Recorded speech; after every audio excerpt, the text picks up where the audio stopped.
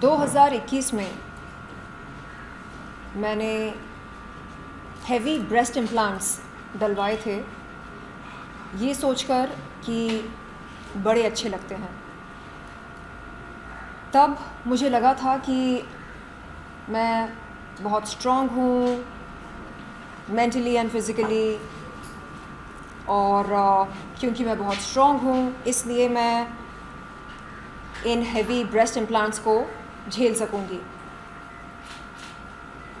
आप देख सकते हैं ये कितना बड़ा है और वज़न है 825।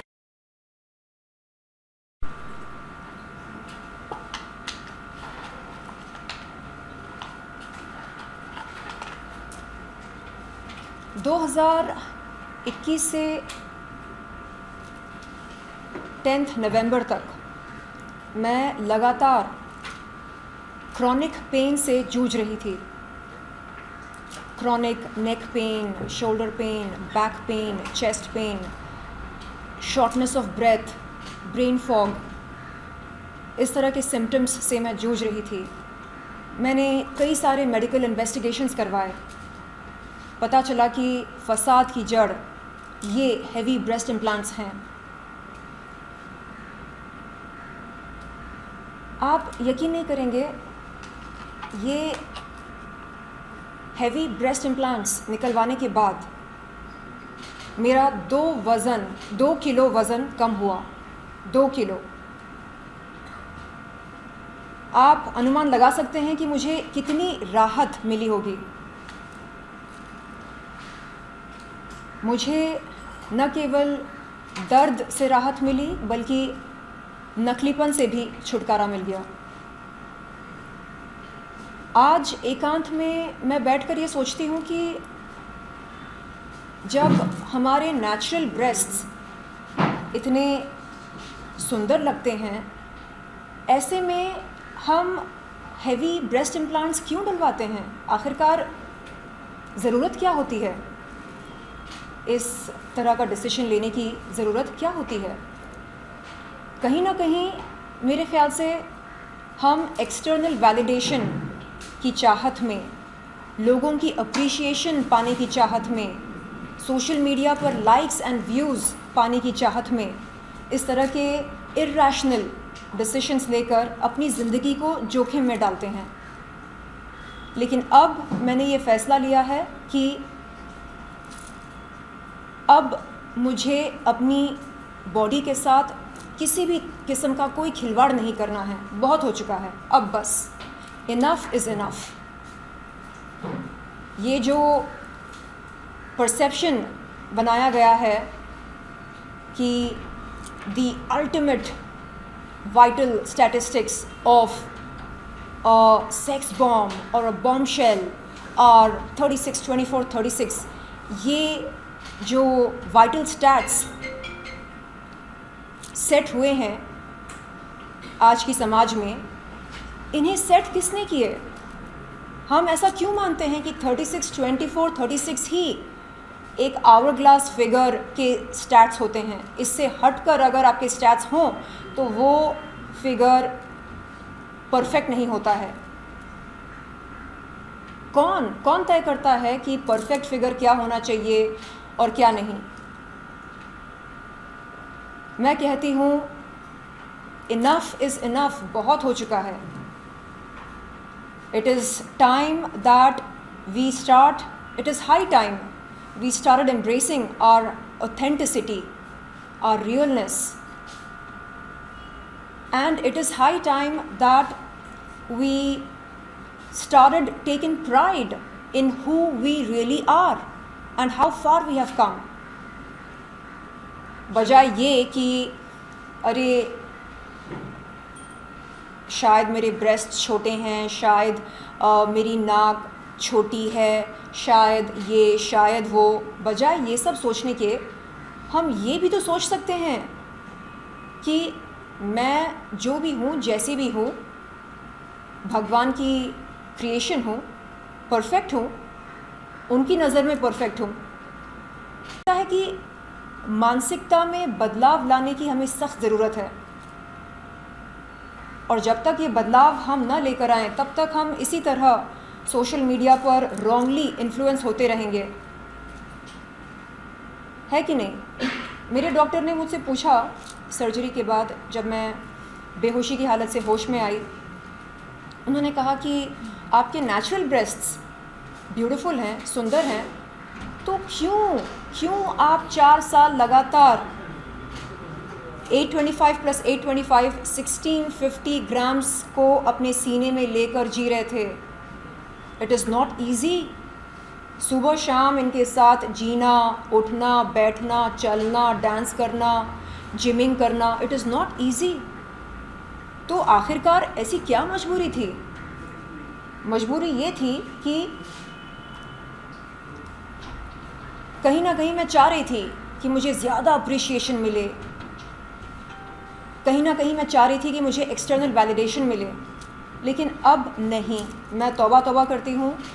और जो देश की युवा पीढ़ी है, जो जवान लड़कियां हैं स्कूल्स की, कॉलेजेस की, उनसे मैं कहती हूँ कि प्लीज़ दिखावे पर न जाएं, और आपको जो भी करवाना हो आप सबसे पहले अपने फैमिली मेम्बर्स के साथ डिस्कशन करें, मेडिकल एक्सपर्ट्स के साथ डिस्कशन करें, आप रिसर्च करें गूगल पर जाकर, ChatGPT पर जाकर, जिस किसी सर्च इंजन पर आपको जाना है आप जाएं, आप प्रॉपर रिसर्च करें प्रोज एंड कॉन्स के बारे में, साइड इफ़ेक्ट्स के बारे में, उसके बाद आप डिसीजन लें। क्योंकि इसने करवाया आपको करवाना है, क्योंकि फ़लाने ने करवाया आपको करवाना है, नहीं, ये तरीका गलत है। और सबसे पहले आप पूछिए खुद से, क्या ये ज़रूरी है? Do I really need this procedure? If yes, then think about it, discuss about it, don't randomly go for it just because everybody else is doing it. No. तो आपने ये चीज गलत की है when you did not consult, आपने भी consult नहीं किया, जैसे आप एडवाइस दे रहे हो तो आपने भी एडवाइस नहीं ली थी एक्चुअली। और आपको ऐसा कब लगा कि मुझे ब्रेस्ट इम्प्लांट करवाना चाहिए? देखिए, जब आपसे बार बार कहा जाए कि आप में ना नमक नहीं है, आप अगर थोड़ा और हॉट हो जाएं तो फिर मज़ा आएगा, तो फिर बात बनेगी। और सोशल मीडिया पर हम देखते हैं कि जिन महिलाओं के ब्रेस्ट्स ज़्यादा बड़े होते हैं या जो ज़्यादा वोलप्शस होते हैं, उनको ज़्यादा लाइक्स मिलते हैं, ज़्यादा व्यूज़ मिलते हैं। कहीं ना कहीं मैं बहक गई थी और मुझे लगा क्यों ना मैं ख़ुद को और बेहतर बनाऊं। ये दिल मांगे मोर बड़े अच्छे लगते हैं। अब समझ में आ रहा है कि बड़े अच्छे लगे ना लगे, लेकिन अपने सुंदर लगते हैं। अब समझ में आ रहा है कि हेल्थ से बढ़कर, अपनी सेहत से बढ़कर कोई चीज़ हो ही नहीं सकती, चाहे वो वैनिटी क्यों ना हो, चाहे वो ब्यूटी क्यों ना हो, चाहे वो कुछ और क्यों ना हो। हेल्थ से बढ़कर कोई भी चीज़ नहीं हो सकती है। Health is non negotiable. पर ये जैसे अगर ये एक धारणा है लोगों में आजकल बहुत हो रहा है, लोग ब्रेस्ट इम्प्लांट करने के लिए उससे अपीलिंग होता है, सेक्स अपील ज़्यादा होता है। बहुत बार ग्लैमर इंडस्ट्री में if you want to get into glamour industry then you should have little heavy breast, ऐसा एक सोचना है बहुत। तो वो सोच आपकी भी थी कि अगर आपके you know if you have a big breast then you are going to get lots of work also? Yes, मुझे ऐसा लगा था कि क्यों ना मैं ख़ुद को और आकर्षक बनाऊं, और बेहतर बनाऊं, और अपीलिंग बनाऊं। लेकिन मैं कर क्या रही थी?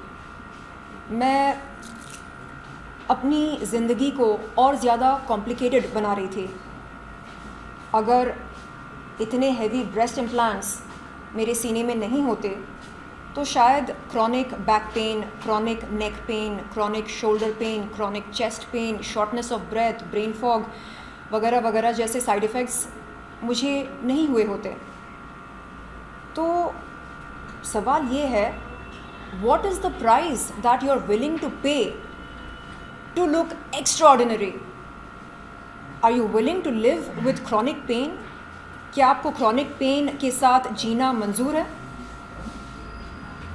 क्योंकि इतने भारी इम्प्लांट्स अगर आप डलवाते हैं तो क्रॉनिक पेन तो होना ही होना है।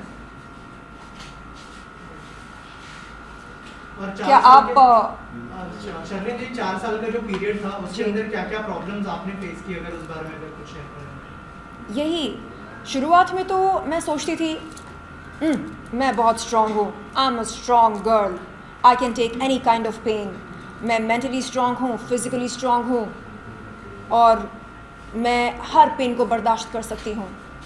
लेकिन हर बॉडी की एक सीमा होती है कि नहीं? बर्दाश्त करने की भी एक सीमा होती है। शुरुआत में मैं पेन को इग्नोर करती रही। पेन बहुत ज़्यादा सिवियर नहीं हुआ करता था पहले, बेरेबल होता था, लेकिन धीरे धीरे धीरे जैसे कंपाउंड इंटरेस्ट बढ़ता है वैसे ही पेन भी बढ़ने लगा। पहले थोड़ा, फिर उससे थोड़ा ज़्यादा, फिर उससे थोड़ा ज़्यादा, ऐसे करते करते करते बहुत ज़्यादा होने लगा। और क्योंकि मैं एक किडनी फेलियर सर्वाइवर रही हूँ, इसलिए मेरे लिए पेन किलर्स खाना बहुत ज़्यादा रिस्की हो जाता है। तो जब मैंने सोचा कि ये मैं कर क्या रही हूँ, किडनी फेलियर को मात देकर, किडनी फेलियर सर्वाइवर बनकर अब मैं पेन किलर्स पर क्यों जी रही हूँ? बहुत ज़्यादा पेन जब होता है हम क्या करते हैं, उससे तुरंत राहत पाने के लिए पेन किलर खा लेते हैं। अब वो पेन किलर हमें कितना फ़ायदा देता है, कितना नुकसान, वो हम बाद में समझ पाते हैं। जब नुकसान होता है ना, तब समझ में आता है कि अरे 2 पल की राहत के लिए हमने हमारे कितना नुकसान दे दिया किडनी को। तो फिर मुझे लगा नहीं बाबा, ये पेन किलर्स खाकर मैं जीऊँगी, हो सकता है किडनीज़ दोबारा फेल हो जाएं। अब किडनीज़ के बगैर मैं कैसे जीऊँ? यानी मेरे किडनीज़ नहीं रहेंगे तो इन इम्प्लांट्स का क्या करूँ मैं? और मेरा शरीर ही नहीं रहेगा, जिस्म ही नहीं रहेगा, तो इन इम्प्लांट्स का क्या करूँ? तो फिर जब मेडिकल इन्वेस्टिगेशंस सामने आए, उनके नतीजे सामने आए, तब मुझे एहसास हुआ कि मैंने अपने पैरों पर कुल्हाड़ी मारी। एहसास हुआ कि बहुत बड़ी गलती करी मैंने इतने हैवी ब्रेस्ट इम्प्लांट्स डलवाकर। इसकी ज़रूरत ही नहीं है, ज़रूरत कभी नहीं थी और कभी रहेगी भी नहीं। शर्लिन, आप किससे इंस्पायर हुई थी? ऐसी कोई एक्ट्रेस को आपने देखा हो जिससे आप इंस्पायर हुई हो, अगर कुछ शेयर करें आप उसके बारे में? ना हमारे बॉलीवुड वाले, हॉलीवुड वाले। जी, आज आप सोशल मीडिया पर जाइए, हर दूसरा, तीसरा, चौथा रील आपको किसी हॉट बॉम्बशेल का दिखाई देगा। इतने बड़े बड़े पपीते या ब्रेस्ट इम्प्लांट्स कह लो, बिग ब्रेस्ट्स दिखाई देते हैं और आपको लगता है कि ओह वाह, क्या लुक है, क्या नज़ारा है, चलो हम भी करवा के देखते हैं। तो इस तरह मैं रॉन्गली इन्फ्लुएंस हुई थी सोशल मीडिया पर इस किस्म के रील्स देखकर, और मैंने चाहा कि मैं दी अल्टीमेट बॉम्बशेल बनकर दिखाऊं। लेकिन अब लगता है कि नहीं बाबा, मुझे नहीं बनना कोई बॉम्बशेल, नहीं बनना कोई सेक्स सिंबल। मुझे बस एक अच्छी सेहतमंद ज़िंदगी बितानी है। मैं आराम से सांस ले सकूं, आराम से जिम जाकर जिमिंग कर सकूं, हंस सकूं, खेल सकूं, डांस कर सकूं। जो छोटी छोटी खुशियाँ हमें मिलती हैं रोज़मर्रा की ज़िंदगी से, बस वो खुशियाँ मुझे मिल जाएं और कुछ नहीं चाहिए। मुझे बस एक सेहतमंद ज़िंदगी बितानी है। सरली, मैं ये पूछना चाहूँगी कि जब आपने इम्प्लांट कराया तो उससे पहले आपके डॉक्टर ने इसके बारे में, इसके साइड इफ़ेक्ट, प्रिकॉशन, इस सिम्टम्स के बारे में आपकी चर्चा हुई थी कि नहीं?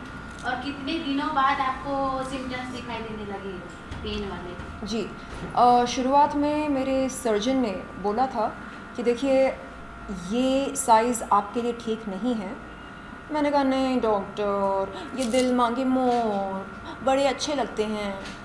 तो डॉक्टर ने बोला अच्छा, आपने मन बना लिया? मैंने बोला हाँ, मन बना लिया। तो फिर डॉक्टर ने कहा ठीक है, लेकिन आगे चलकर अगर आपको तकलीफ़ होगी तो क्या करेंगे आप? तो मैंने कहा मैं झेल लूँगी, आई एम स्ट्रॉन्ग गर्ल। लेकिन नहीं मालूम था कि इस कदर तकलीफ़ होगी कि जीना हराम हो जाएगा। इस बात का मुझे अंदाज़ा बिल्कुल नहीं था।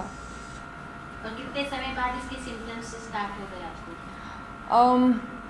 4 साल हो गए थे इम्प्लांट्स डलवाकर। मेरे ख्याल से शुरू के 6 महीने बाद दर्द होना शुरू हुआ और तब मुझे लगता था कि ठीक है ना, ज़्यादा दर्द नहीं हो रहा है, ठीक है, मैं बर्दाश्त कर लूँगी, मैं झेल लूँगी, ओके नो प्रॉब्लम। लेकिन धीरे धीरे धीरे धीरे वो दर्द बढ़ता गया और मुझे बहुत दिक्कत हो रही थी अपने छोटे मोटे काम करने में, जैसे जिम जाकर जिमिंग करना, जैसे साइकिलिंग करना, जैसे डांस करना। एंड जब डॉक्टर्स ने कहा कि अच्छा आपको इतना पेन हो रहा है तो आप जिमिंग से ब्रेक लीजिए, आप डांस मत कीजिए, आप ये मत कीजिए, आप वो मत कीजिए, मुझे लगा ये क्या हो रहा है? अगर मैं ये सब नहीं कर सकती हूँ तो फिर मैं क्या करूँ? उसके बाद मैंने मेडिकल इन्वेस्टिगेशंस करवाए ये जानने के लिए कि आखिरकार प्रॉब्लम क्या है, क्यों हो रहा है इतना पेन, ये शॉर्टनेस ऑफ ब्रेथ क्यों हो रही है, ये मूड स्विंग्स क्यों हो रहे हैं, ये ब्रेन फॉग क्यों हो रहा है, ये चिढ़ क्यों मचती है, इरिटेबिलिटी क्यों हो रही है। पता चला कि फसाद की जड़ कोई और नहीं बल्कि ये हैवी ब्रेस्ट इम्प्लांट्स हैं। अच्छा, तो ये अभी फिलहाल आपने जो रिमूवल किया है एक्चुअली जो एक ब्रेस्ट है, तो अभी फिलहाल जो अभी है वो छोटे साइज के आपके अभी है या ओरिजिनल है? डॉक्टर्स ने कहा कि अगर आपके नेचुरल ब्रेस्ट्स इतने प्यारे हैं, सुंदर हैं, तो आपने ये इम्प्लांट्स डलवाए क्यों? क्या मजबूरी थी?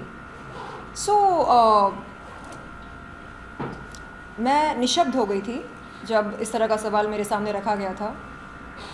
मैंने कहा था डॉक्टर ये तो ठीक ठाक हैं, इसमें ऐसी कोई ख़ास बात तो है नहीं। तो डॉक्टर ने कहा कि क्यों लगता है आपको कि ख़ास बात नहीं है? जिन महिलाओं की चेस्ट एकदम फ्लैट होती है वो हमारे पास आते हैं और कहते हैं कि डॉक्टर हमें एनहांस्ड अपीयरेंस चाहिए, कुछ कीजिएगा। लेकिन ऑलरेडी जब आपके ब्रेस्ट्स नेचुरल हैं, ब्यूटीफुल हैं, तो फिर आपको ऐसी आवश्यकता क्यों पड़ी? तो मैंने कहा नहीं, वो सोशल मीडिया पर आप जाओ तो आपको पता चलेगा कि ये तो ओके माना जाता है, एक्सेलेंट तो बड़े ब्रेस्ट्स को माना जाता है। तो उन्होंने कहा कि बेटा ये जो मानसिकता है आपकी, इसे आपको बदलना पड़ेगा। आप जैसे हो वैसे ख़ुद को आप एक्सेप्ट करो। छोटे हैं तो हैं, मीडियम हैं तो हैं, जैसे भी हैं मेरे अपने हैं। राखी ने कहा कि अभी तो फिर शर्लिन की दुकान बंद हो जाएगी, ऐसा कहा उन्होंने, तो उस पर क्या कहा? मतलब उनका उस तरह से कहना है कि अभी वो जो सेक्स अपील है या फिर जो काम है तो दुकान बंद हो जाएगी, इस पर आपका क्या कहना है? क्या बोलूँ मैं, सच में ऐसा बोला?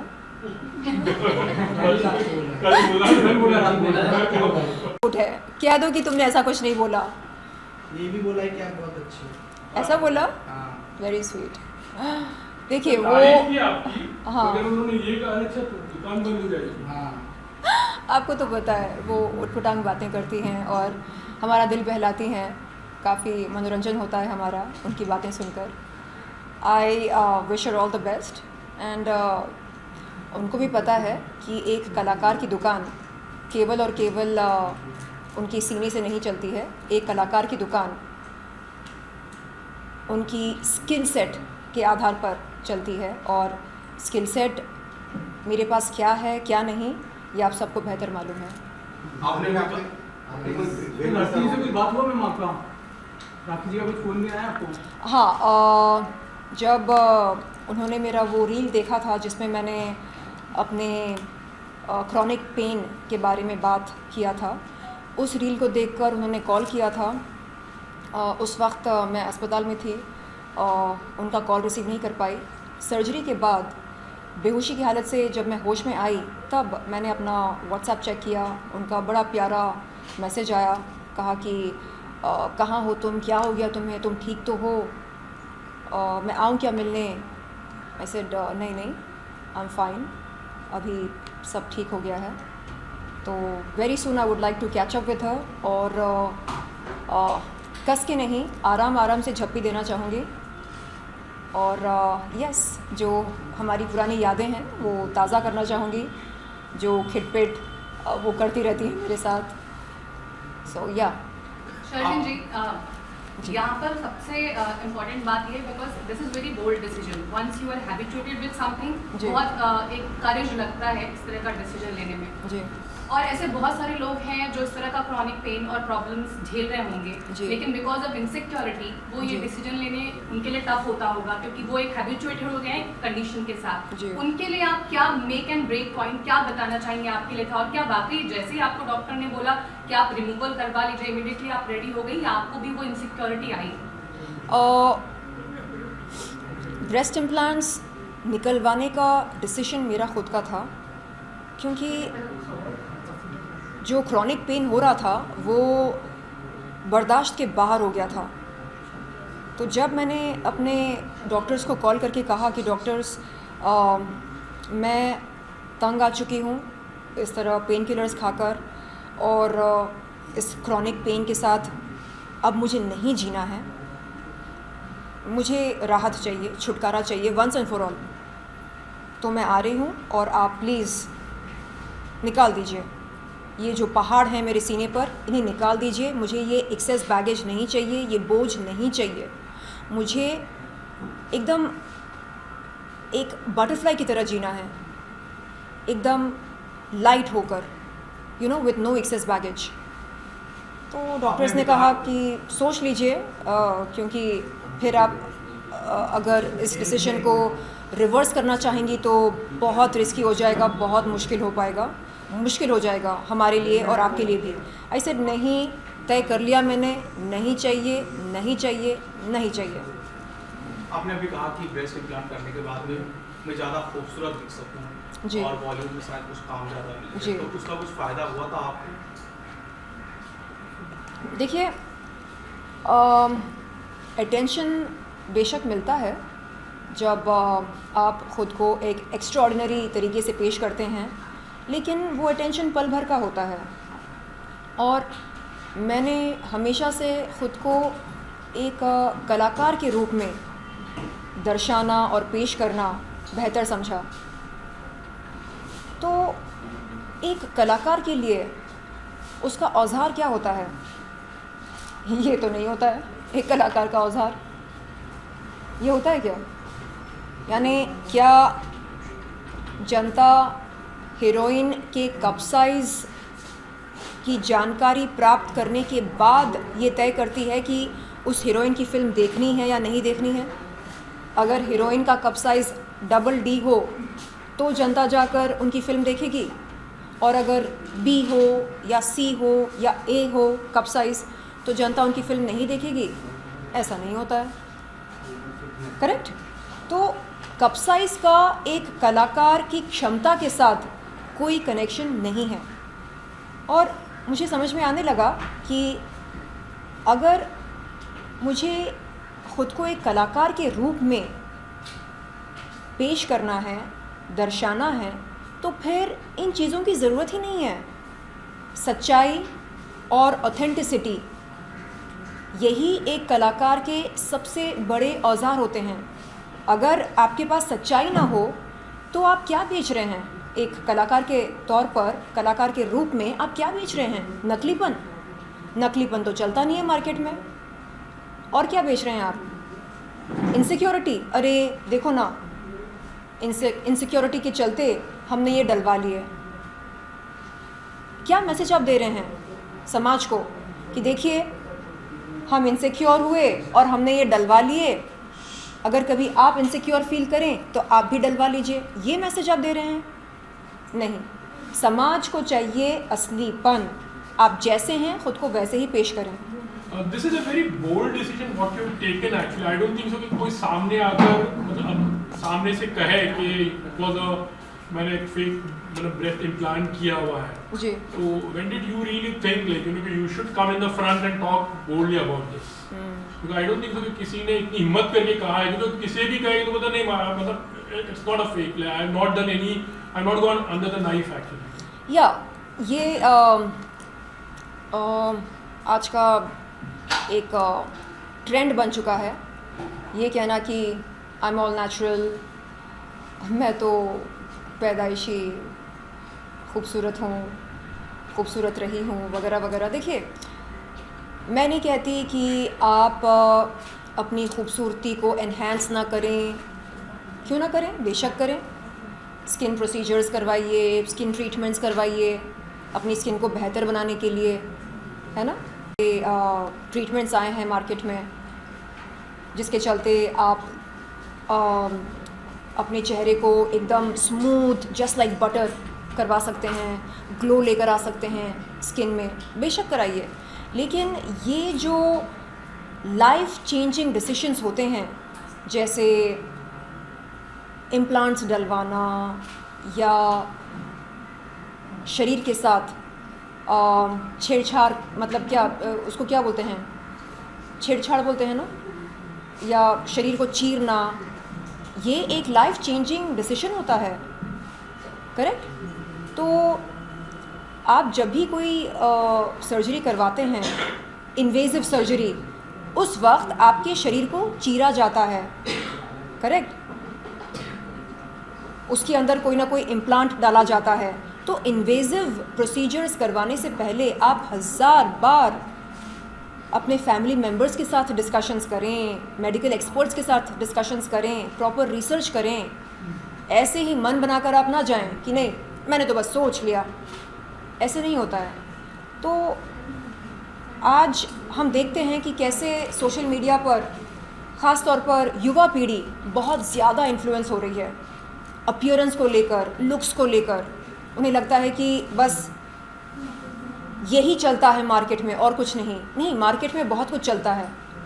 मार्केट में समझदारी की दुकान बहुत चलती है, मार्केट में सच्चाई की दुकान बहुत चलती है. ट्राई करके देखिएगा, जैसे अब मैं ट्राई करना चाह रही हूँ. तो मेरे ख्याल से फैंस, मैं अपने वेलविशर्स को, फैंस को और शुभचिंतकों को तहे दिल से धन्यवाद देती हूँ, उनका अभिनंदन करती हूँ जो उन्होंने ढेरों शुभकामनाएं भेजी सोशल मीडिया पर. कहा कि देर आए दुरुस्त आए, जब जागो तब सवेरा. फाइनली आपको एहसास हुआ कि आपको इन चीज़ों की ज़रूरत ही नहीं थी. तो yes, thank you so much dear fans. You are my extended family. और ये जो आपने मुझको सराहा है, शाबाशी दी है, thank you so much. It means a lot. Sarleen, एक और प्रश्न पूछना चाहूँगी कि अभी हॉलीवुड में भी कई सेलिब्रिटीज हैं जिन्होंने करवाया था इम्प्लांट, उसके बाद उन्होंने रिमूव कर दिया, लेकिन सरलीन ने सामने आके प्रेजेंट किया, उसके बारे में बताया, तो इसके लिए कितना गट्स लगा, कितना समय लगा सामने लोगों के सामने?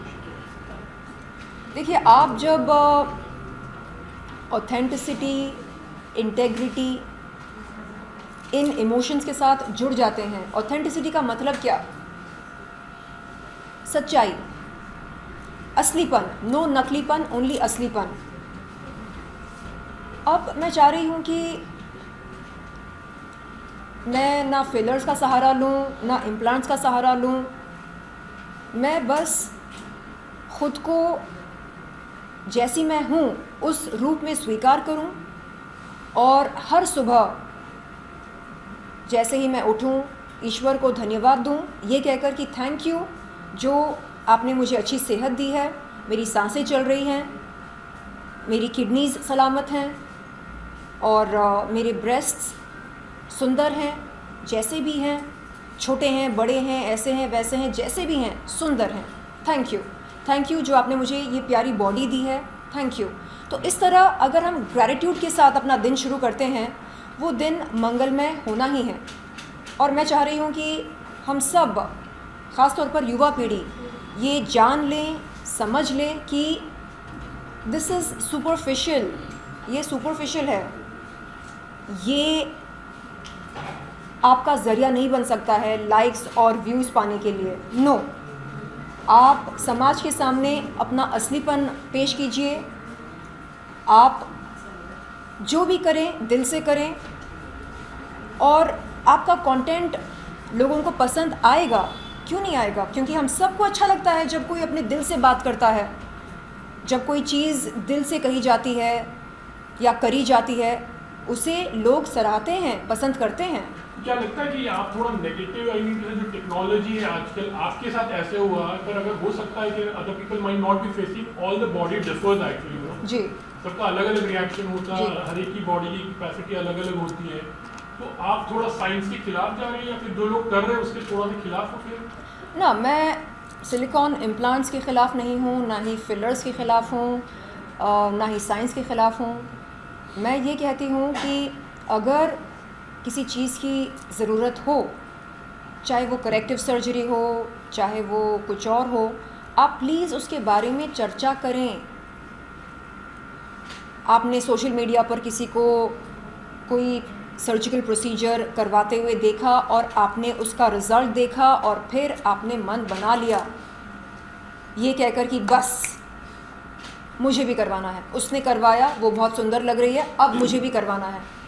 अरे जाकर पूछो उससे कि वो कैसा महसूस कर रही है, क्या उसको दर्द है, नहीं है, वो दर्द को कैसे झेल रही है, क्या वो पेन किलर्स खा रही है, क्या वो थेरेपी ले रही है, ज़रा जाकर पूछो। All that glitters is not gold, correct? तो बिहाइंड द सीन्स सच्चाई क्या है ये पता लगाइए। और हर वो चीज़, हर वो हाईलाइट रील जिसे आप देखते हैं सोशल मीडिया पर, उसे आंखें बंद करके विश्वास मत कीजिए। आप सवाल पैदा कीजिए अपने जहन में कि अरे चलो ठीक है, इसने कराया, ये बहुत सुंदर लग रही है, ओके, मैं क्यों कराऊं? अगर आपका दिल कहता है कराओ ना, कराओ ना, खुद से पूछो क्यों, मैं क्यों कराऊं? उसकी ज़रूरत है, नहीं है, तो मैं क्यों कराऊं? नहीं, उसने कराया, उसने कराया, अरे वो उनकी ज़िंदगी है, वो क्या किस किस्म के साइड इफ़ेक्ट्स के साथ वो झेल रहे हैं कि आपको कोई आइडिया है? क्या आपको पता है? नहीं पता, करेक्ट? तो सोशल मीडिया पर हम जो देखते हैं वो बिल्कुल वैसा नहीं होता है। पर्दे के पीछे लोग क्या क्या साइड इफ़ेक्ट्स के साथ जी रहे हैं, क्या क्या साइड इफ़ेक्ट्स के साथ जूझ रहे हैं, आपको कोई अंदाज़ा नहीं है। तो प्लीज़ आप सतर्क हो कोई भी प्रोसीजर करवाने से पहले। चलिए जी, ऑन अ लाइटर नोट, सारे कपड़े तो अभी आपके ढीले हो गए होंगे, तो आपको नया वार्डरोब अभी बाय करना पड़ेगा पूरा। यस, मैं सोच रही हूँ कि जो ब्रेजियर्स हैं उनके साथ क्या किया जाए, ऑक्शन करवा दूँ या किसी कोई कॉन्टेस्ट चलाकर टॉप 10 फैंस को गिफ्ट के तौर पर दूँ, क्या करूँ आप बताइएगा। Thank you. हाँ, एक